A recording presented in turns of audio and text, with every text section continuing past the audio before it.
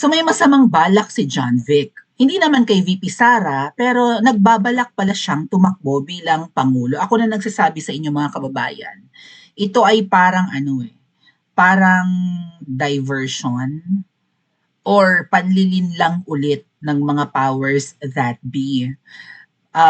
Yeah, si John Vic ang parang kunwa-kunwari ang kandidato kung sakaling tatakbo siya sa 2028 elections laban kay VP Sara. Kasi ang gusto nga ni John Vic, dalawa lang. Tatakbo raw siya kung dalawa lang yung candidate. So parang siya yung opposition. Ganyan kasi sa US. Tama ba mga kababayan?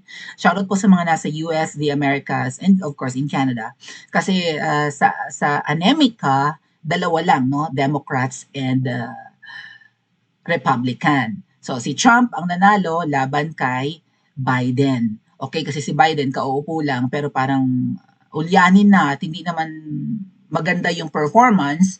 So ginusto pa rin po ng mga taga-US na si Trump ang makabalik sa pwesto. Yan din ang kinagandahan ng pinanggalingan ng ating konstitusyon or kinopyahan ng ating saligang batas mga kababayan, which is the America, ay pwedeng tumakbo ulit ang isang leader, no? Hindi katulad sa Pilipinas na isang beses ka lang dapat maging pangulo ng Pilipinas. Nakakapanghinayang na kung maganda ang iyong administrasyon ay hindi ka na makaka-extend ng pagtakbo. Katulad ni Tatay Digong na nanghihinayang tayo, no? Kung ganun lang sana ang saligang batas natin na pwede ulit tumakbo ang isang leader ay sana may tutuloy pa ni Tatay Digong for another 6 years ang kanyang pamumuno. So I would have to agree mga kababayan na kailangan ng baguhin ang ating saligang batas o ang ating 1987 Constitution kasi nga po yan ay bulok na at hindi naman niya na-achieve yung kanyang goal or yung kanyang objective na paunlarin ang Pilipinas and gawing matahimik at matiwasay ang pamumuhay sa bansa natin.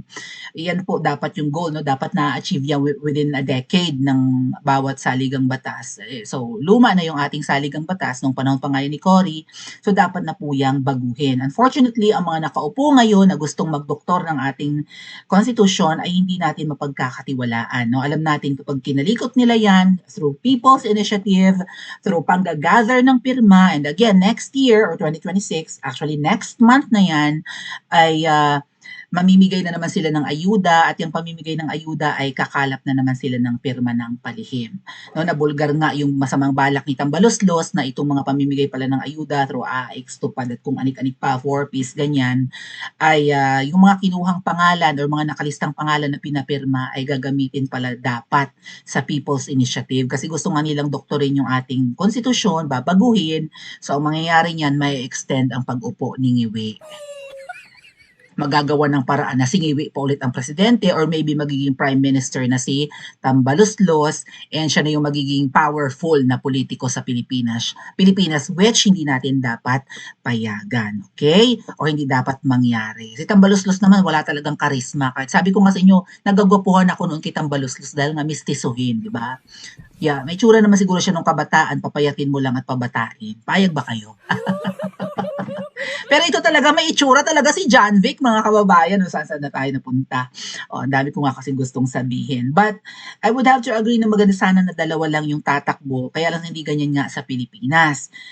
Pwedeng tumakbo ang kahit sino, basta't marunong kang bumasa at sumulat. Even ay mga kababayan, no? Hindi lang po ako marunong bumasa at sumulat, meron po akong diploma in college, di ba? Pero kung ako tatanong yun, dapat ang qualification, lalo't ang tatakbuhin mo ay ang pinakamataas na posisyon sa pamahalaan. Dapat hindi ka lang merong college diploma, dapat meron ka ring master's degree, dapat meron ka ring doctorate degree. Kaya lang ang pautot nila dyan, aanin mo naman ang taas ng pinag-aralan kung ikaw naman ay demonyo, kung ikaw naman ay masamang tao or masamang nilalang or kampo ng kadiliman. Which is actually, valid point, 'di ba? Katulad na nga lang ni Nadilima na yan, ni na Enrile, nasirang Enrile, 'di ba? Mga demonyo naman sa Pilipinas pero at mataas ang pinag-aralan, matatalino pero alam naman nating halang ang kaluluwa. Tama ba? Aanin mo yung ganyan mapagkatatalino even sina Drilon at sina Gordon at kung sino-sino pa, 'di ba? kung sila naman po ay mga kampo ng kadiliman, mapapariwara ang Pilipinas. Yun yata yung ginamit nilang punto para payagan na dapat marunong bumasa at sumulat.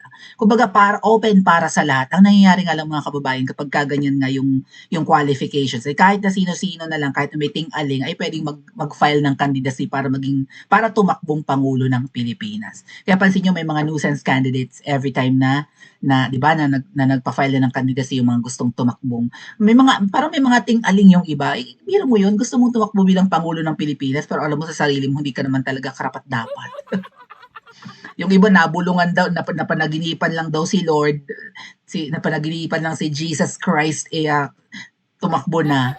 Kilala nyo?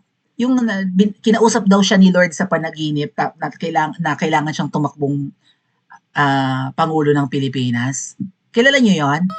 Comment nyo nga sa comment section kung kilala nyo. Na naginip daw siya, kinausap siya ni Lord, tumakbo kang presidente ng Pilipinas, mananalo ka. Ang ending, hindi siya nanalo. Hindi pa naman ganun katanga ang mga Pilipino, mga kababayan. Pero tumakbo siyang senador Actually, idolo ko naman to sa sports, kaya lang hanggang sports lang siya. No? Nung naging senador, hindi nyo pa rin kuha. Idolo ko siya sa sports, idolo ko rin siya sa comedy. Naaaliw ko sa kanya, nakakatawa siya, natural. 'Di ba?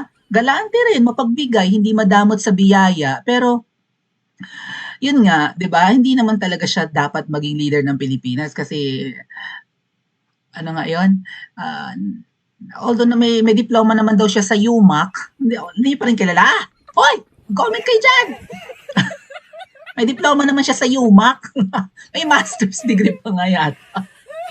Pero syempre, kulang sa galing, hindi ba? Mapurol I mean, ang kailangan po kasi ng bansa natin ay decisive, kailangan ay, 'di ba, kamay na bakal, minsan kailangan na iba yung approach sa pamumuno, kailangan malupit, although hindi siya malupit, although mabuti ang puso, pero kailangan po talaga maangas kasi pinamumugaran ng demonyo ang Pilipinas.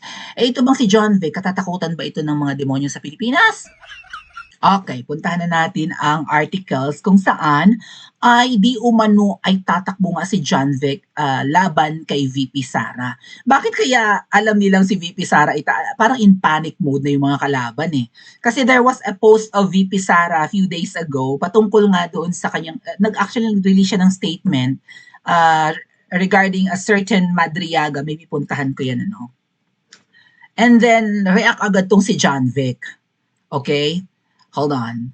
Check natin yung page ni VP Sara. Okay. Nandito tayo ngayon sa page ng pangalawang Pangulo, mga kababayan.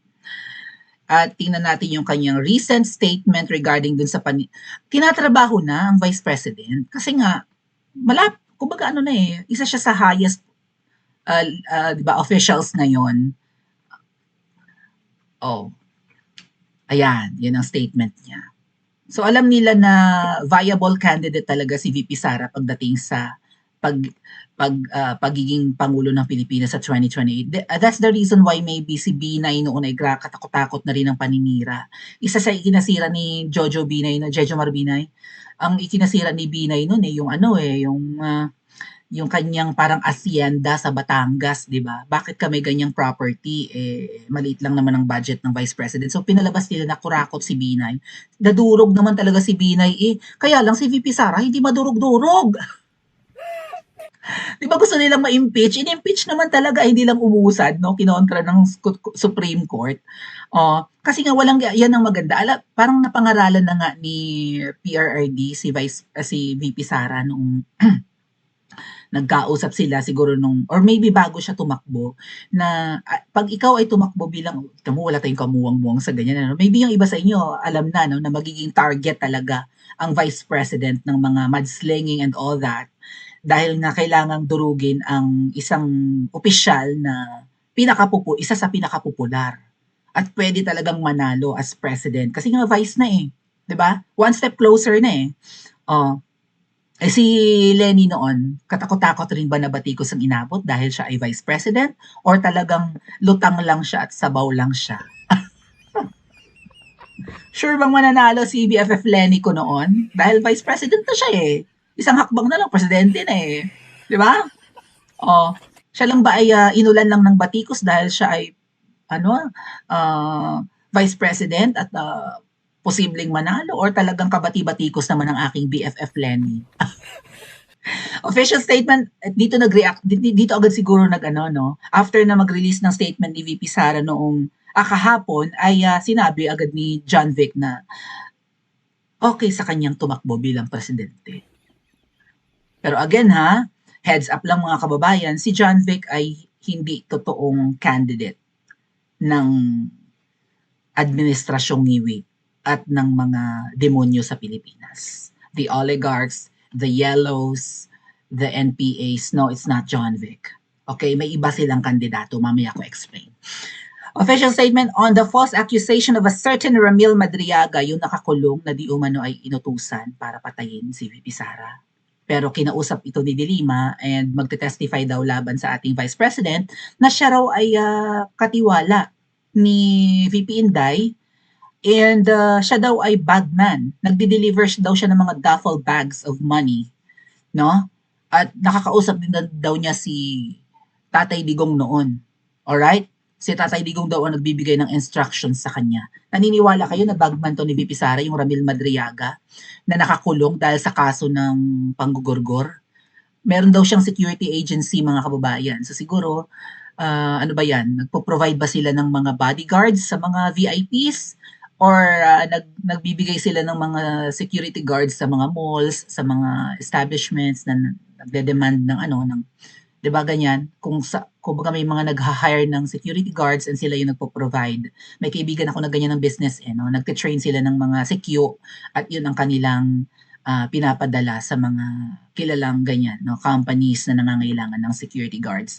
Pero dahil nga po madaling makapag-purchase yung Madriaga ng mga baril for the CQ, 'di ba? Or sa kanyang mga para sa kanyang security agency, allegedly ay marami talaga siyang high-powered na mga armas.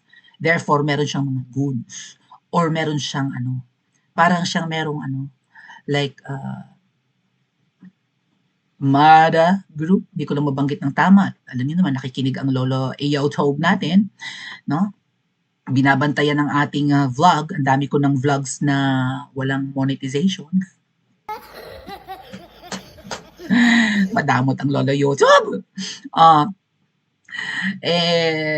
Yan, no? Parang meron siyang mga tawag dyan, assassin. Marami siyang taga-bang-bang. Or may grupo si Ramil Madriaga na taga-bang-bang. I don't have a personal relationship with Ramil Madriaga nor have I ever given him instructions of any kind. I have never visited him in prison. Ay, pwede namang makita yun sa CCTV kung meron para magamit kay VP Sara, ba't siya bibisitahin? Nor have I spoken to him about anything at any time. So, nakausap ba niya sa labas nung hindi pa nakakulong or natawagan niya? Dapat po, kung may mga wiretapping thing edi magagamit na yung laban kay VP. The photographs he submitted are unrelated images taken during public events. Doon nga po sa inauguration ni VP Sara sa Davao, yung naka-green si VP Sara. So napakarami namang nagpalitrato sa ating Vice President at pinagbibigyan ni VP Sara. I can attest to it, mga kababayan, dahil kahit makailang beses ko nang na-meet si VP Sara, every time na nakikita ko yan or nakakasama ko ay nagpapakudak talaga ako sa kanya. And batyaga talaga yun siya, kahit pagoda Philippines na siya. Go pa rin, no? Tuloy pa rin. Kaya minsan inaagaw na niya yung, I think that's her strategy. Aagawin na niya yung cellphone ng nagpapalitrato, siya nang maghahawak, di ba? At siya na yung magte-take ng photo and then sasabihin niya, share na lang kayo, no? So, group picture na hindi pa isa-isa kasi nga time consuming. Pero again, naglalaan si VP Sara dyan ng 2 hours, 3 hours, biro mo yun. Kakapagod! Mahirap maging sikat, mga ate at kuya, kaya ayoko maging sikat. Mas gusto ko maging nene at pabebe, no? Mr. Madriaga has offered no proof, no documents, no corroboration, only accusations, bare allegations, no matter how loudly repeated, amount to nothing more than noise. Mr. Madriaga, who is currently facing serious criminal charges and has a prior criminal record, kaya naman nakakulong. Bukod sa may hinahanap na kaso, ay nasintensyahan ng guilty. Ibig sabihin, mga kababayan, ay criminal itong Madriaga. So, doon pa lang, wala siyang kredibilidad. Just like Laylay Dilibog na wala ring kredibilidad yung kinakausap ni Madriaga para mag-file ng kaso, no? Ng, ano ba yan? Maybe, ano nga, pagnanakaw, plunder, corruption, no? Dahil nga bagman daw si Madriaga. Appeared to be acting out of desperation to secure his release from detention. He is now disseminating false statements to government authorities or mga opisyales as part of a concerted effort to obstruct and undermine my possible candidacy for president. Yung last statement, my possible candidacy for president, yan yung nagpapanik sa mga kalaban, and therefore parang yan yung dahilan kung bakit nagsabi si John Vic Remulla na tatakbo rin siyang Pangulo ng Pilipinas come 2028. So gusto nang tapatan si VP. Teka muna, sikat ka? Anong nagawa mo? Magaling ka nga mang-asar eh. Imbyar na nga sa mga Pilipino, tatakbo ka. Anong aasahan mo? Miro? Yung babaeng ahas? Ano? Yun ba yun? Dayaan na lang ang aasahan ni John Vic? Anong nagawa mo sa Pilipinas na may impact? Eh di ba, nuknukan ka ng, pinanggigigilan ka ng mga Pilipino, lalo ng mga realista, siga-siga ka. Pumunta ka sa rally ng walang bodyguards, magkaalaman, ganun-ganun pa siya. Tangkad kasi lalaki yan, tsaka brusco eh, no? So feeling niya, kaya niya lahat. Ewan ko kung kaya mo ang kuyog ng taong bayan. Anyway, yan nga po, parang desperado daw si Ramil Madriaga, sabi ni VP Sara, dahil gusto niyang makawala. So kung magiging state witness siya, malamang ilalabas siya ng kulungan, patitirahin siya somewhere, no? O proteksyonan, bibigyan siguro ng safe house, pero habang nasa safe house, baka tumakas din yan. Or patakasin para maituloy ang sabi ni Spoke Sariroque ay masamang balak kay VP Sara. I think yung pagsasampa ng kaso at pagiging state witness ni Madriaga, paraan lang yan para makalabas eh. Maybe it's Madriaga, matinik siguro ang grupo ni Madriaga. So, desperado na ang kalaban, mga kababayan, dahil nga alam, hindi na yung Manila at hindi, tanggapin man nila at hindi, alam nila na sure win si VP Sara. Mahihirapan silang dayain ang eleksyon. Okay, mukhang dinaya itong nakaraang ngayong taon, di ba? May elections, itong local elections ng mga senador at mga nasa mga local government officials nga po, nasa lower positions. Parang in preparation yun sa balak nilang pandaraya come 2028. So, pwedeng manalo. Kaya, si John Vic, kung dadayain. At ano ang gagawin ng mga Pilipino, mga kababayan, if ever na manalo si John Vic over VP Sara? Ano, tatanggapin na lang natin, just like what happened nitong nakaraang Mayo, na 7 sa kandidato ni Pangulong Duterte natalo. 3 lang ang lumusot, si Bato, si Bongo, si Marcoleta. The rest, Lagunos, Mustasa. Ano ba yun? Naniniwala kayong natalo ang candidates ni PRRD? Tinalo ni Lito Lapid na tahimik, na hindi umiimik? At kung sino-sino pang mga kandidato ni Ngiwi? Halos lahat ng inendorso ni VP Sara nanalo Even si Camille Villar nakalusot dahil sa endorsement ni VP Sara. Even si Mangga na isinusukan na natin, nanalo. Malay natin, dinaya, right? Yung Bam Aquino, yung Kiko Maching, ba't nakalusot yun? Iyak-iyak na nga si Sharon, no? Lungkot na lungkot siya dahil ba't ayaw niyong iboto yung asawa ko? Alam niya. Alam niya na isinusuka na ang mga dilaw. Alright? Pero gulat na gulat si Sharon na, ay, nanalo ang asawa ko. Tanggap na raw nilang matatalo. Diyos ko, tama ng drama, Sharon. Baka nang bigay kayo ng pampadulas, kaya lumusot yan eh. Di ba? Paano nakalusot yun? Dahil din ba sa endorsement ng iglesia? Ay, iglesia. Ay. Okay. So, ito yung mga articles patungkol sa sinabi na balak pagtakbo ni John Vic. Alam mo, John Vic, sumisikat ka lang dahil nga ikaw lagi ang ngumangak-ngak ngayon, or maybe masama ang pakiramdam ni Boying, pero masikat sa'yo si Boying. Right, mga kababayan? Masikat si Boying. Sikat lang naman tong John Vic na to, dahil sa kanyang, di ba, I think newscaster ito no? Parang isa sa mga TV host ng ABS-CBN. And then na-booking ito, meron siya dating page na yung John Vic Remulla page na hindi pala siya yung admin. Meron siyang social media manager na na-booking, si McCoy Dubs. Alam nyo, yung komedyante na akla na nakakaliw naman siya. Pero siya pala yung admin ni John Vic. Kasi kukuha nung McCoy Dubs yung kiliti ng Facebook. So, namamanage niya ng maayos yung social media ni John Vic. Ewan ko kung naaalala niyo yung mga kababayan. Binulgarian ni Banat Bay noon. Secretary Mulya tatakbo sa pagkapangulo kung isa lang ang kalaban niya sa 2028 elections. Bakit, John Vic? Which is magandang proposal actually mga kababayan. Just like sa US, no, Republicans and Democrats lang ang naglalaban. So it was just between Trump and Biden. Kasi kapag ganyan mga kababayan, siraan mo lang yung kabila, siraan mo lang siraan, isa lang yung kalaban mo, dilipat na sa'yo. Whereas kung 10 yung kandidatong tatakbo, katulad nung pagtakbo ni VP Sara, ni na BFF, yeah, pagtakbo ni Ngiwi, ni BFF Lenny, ni na Pacquiao, ni na Isko, 10 sila nun eh. So hati-hati yung boto, watak-watak yung boto. Alright? Hindi, alam ni John Vic na hindi mapupunta sa kanya ang lahat ng boto ng ayaw kay VP Sara. 'Di ba? Dapat consolidated yung boto ng mga ayaw sa mga Duterte eh. Dapat sa kanya mapunta lahat. Kasi kung marami siyang kaagaw. Alam niya hindi siya So kakalikutin niyo, John Vic, ang konstitusyon, yun ba yun? May bala kayong doktorin ng konstitusyon. Parang yan yung no, yung sign na meron talaga silang pinaplano next year. Again, yung mga pirma-pirma na yan mga kababayan, katulad ng ginagawa nitong mga double agents at Team Alpotera, delikado yan. No? Pasikreto, paring tuloy. Sino ba nabulgar niya? I think it was Mangga eh. Si Amy rin nabulgar niyan, di ba? If not Doc Lorraine Baduy. Binulgar nila yan. Palihim pa rin na itinutuloy ang pag-gather ng pirma for People's Initiative. Gusto nilang baguhin ang konstitusyon. Marami silang plan A, plan B, plan C, para huwag bumalik ang isang Duterte pagkatapos ni Wi. At isa sa mga plano nila ay baguhin ang saligang batas para ma-extend pa ang pag-upo ni Wi. Walang balak bumaba yan. Sino ba nagbulgar niyan? Meron din nag-expose yan eh. Was it VP Sara too? May nagsabi niyan. Walang balak bumaba yung singiwi sa pwesto, dodoktorin nila yan. So, kung hindi man nila isabak sa giyera ang Pilipinas, doktorin ang konstitusyon para ma-extend pa yung term, 'di ba? Dayain ang election, that's another plan or another options nila, or gurgurin si VP Sara. Yan na yun, baka yung paglabas ni Ramil Madriaga. Baka magurgur ang Vice President. Wala na silang pakialam. Yung baka nang babluff lang si Sara Duterte, sabihin, no? Nang babluff lang yan na pag may masamang nangyari sa kanya, may titimbog sa ating tatlo.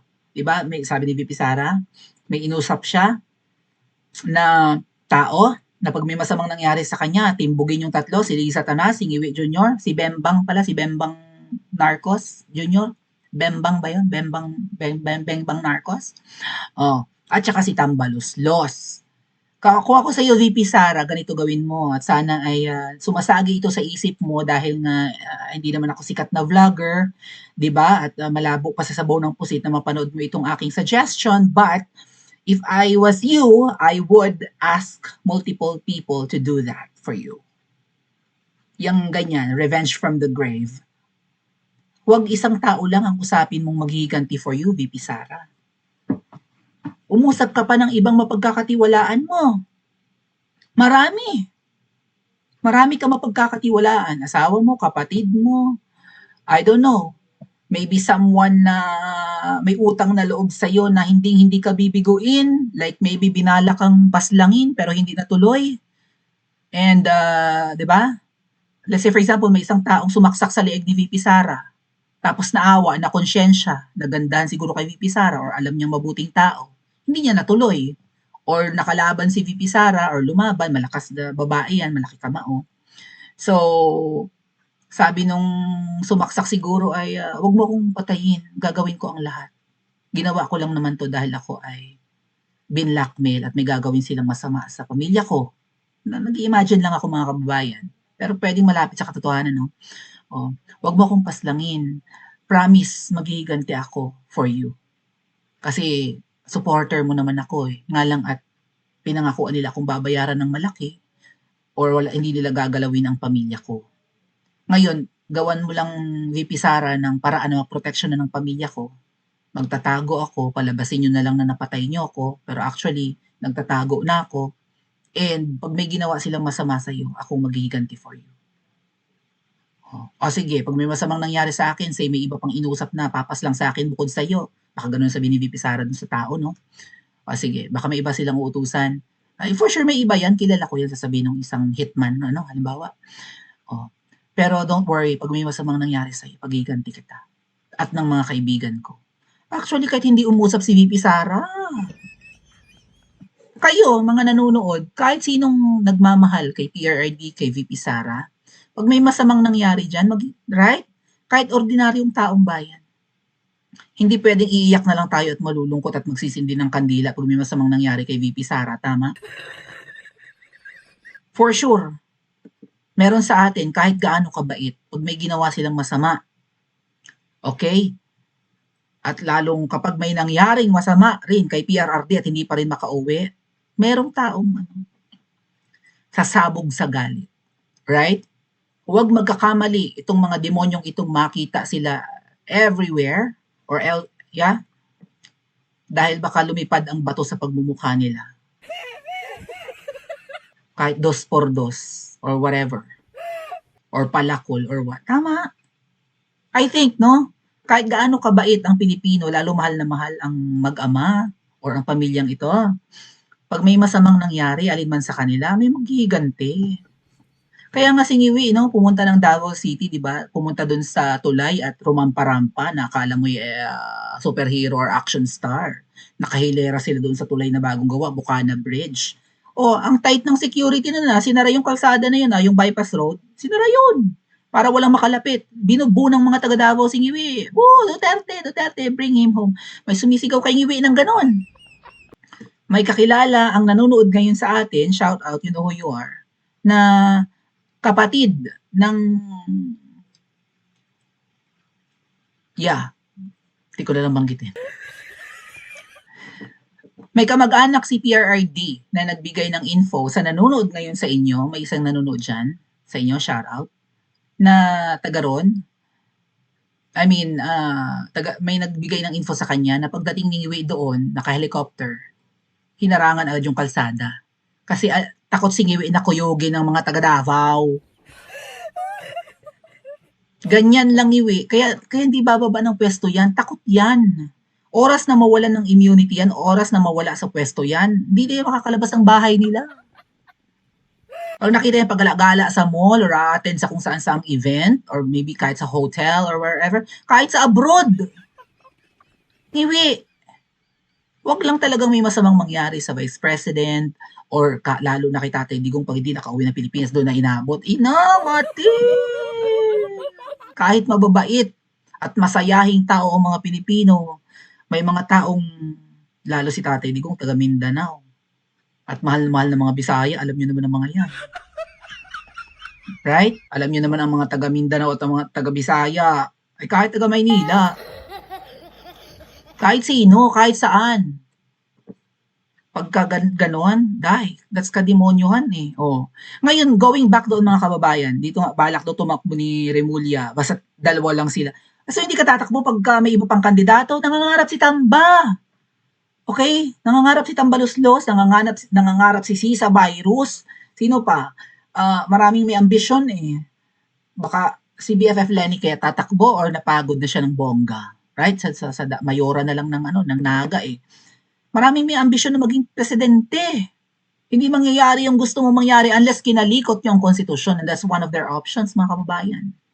Ang kalikutin ng konstitusyon para gawing ang konstitusyon natin kopya lang sa konstitusyon ng Amerika. At katulad sa US na dalawa lang ang tumatakbo, baka ganyan ang gawin nila. Yan yung isa sa mga signs na nadudulas sa Remulla. But, if ever hindi nila mabago ang konstitusyon and still maraming tatakbong pangulo, ito yan mga kababayan, ang sa tingin ko. And paki-comment sa comment section kung mag-a-agree kayo. May sekretong kandidato ang powers that be bukod kay Remulla na ipantatapat kay VP Sara. Halimbawa nga na hindi nila mapigil ang elections sa 2028, hindi nila maisabak sa giyera ang Pilipinas para walang halalan, or hindi nila madoktor ang saligang batas kaya tuloy pa rin ang 2028, O hindi nila magurgur si VP Sara, kaya tuloy ang pagtakbo, di ba? Sa susunod na national elections, meron silang sikretong kandidato. Ito yung Lenny, mga kababayan. Siya yung Lenny ng ng kabilang parlor. Yung manok noon ng mga dilaw na naging pink, yung manok ng kabilang parlor, tayo Duterte, di ba? Duterte ang side natin. Yung manok ng mga dilawan na nagbago ng kulay ay si Lenny. Yung manok ng mga makakaliwa, mga NPA, si Lenny. Okay? Yung manok ng mga oligarch, si Lenny. Si John Vic yan. Siya ang Lenny sa 2028. Siya yung obvious na opposition candidate. Pero, katulad nung galing ng pagkakabudol sa atin noong 2022, ang sekreto palang manok ng mga kalaban ng mga Duterte ay singiwi. We didn't see it coming.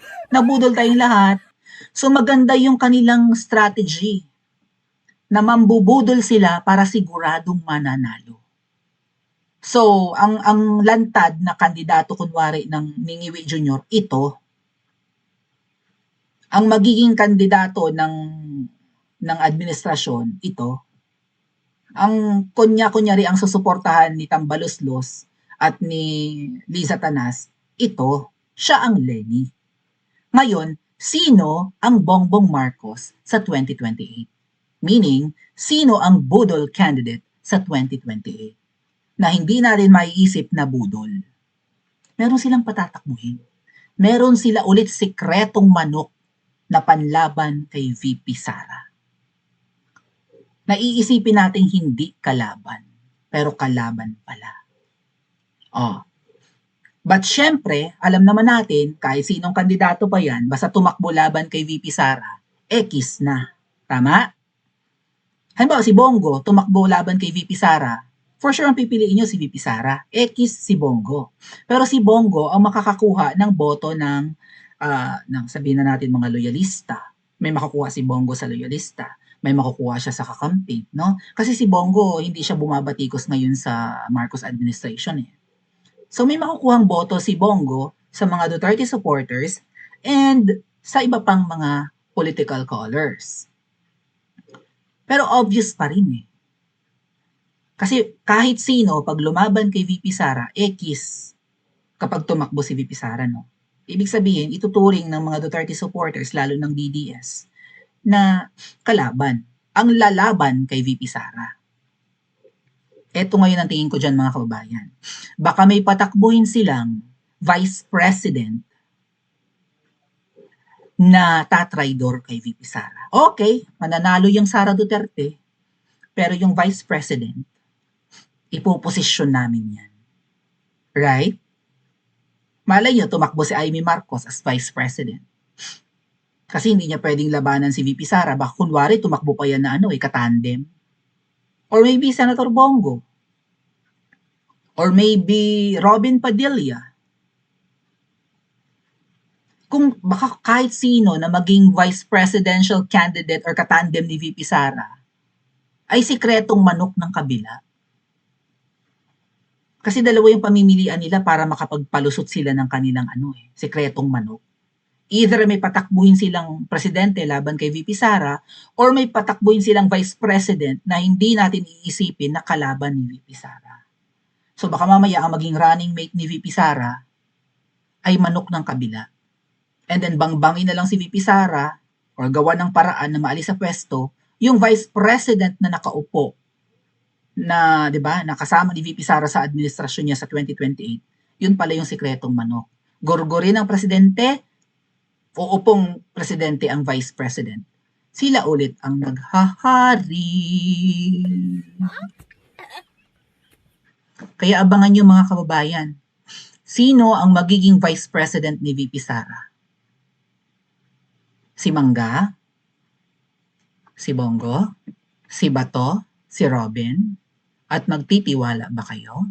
Pa-comment sa comment section at mag-like and subscribe din po kayo.